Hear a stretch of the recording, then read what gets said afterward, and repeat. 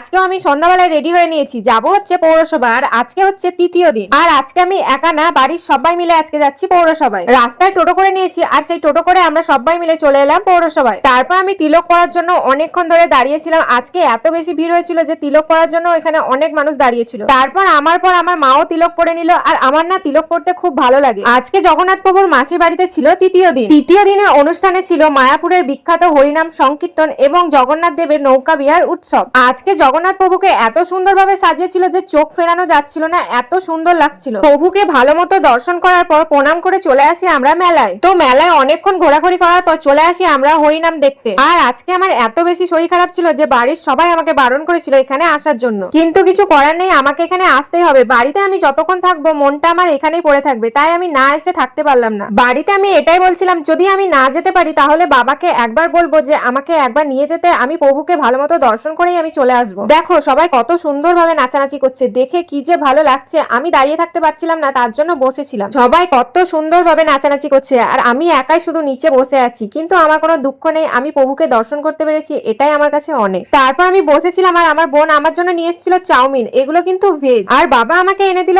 Ice cream. এগুলো আমি বসে বসে একাই খাচ্ছিলাম, আর সবাই মিলে গেল প্রসাদের লাইনে। প্রসাদ আনার পর এই জিলিপি দোকান থেকে আমরা নিয়ে নিলাম কিছু খাবার। তারপর আমরা সবাই মিলে এখন যাচ্ছি বাড়ি। বাবা আর আমি যাচ্ছি স্কুটিতে, আর মা বোন দিদা যাচ্ছে টোটোতে। সবাইকে টাটা।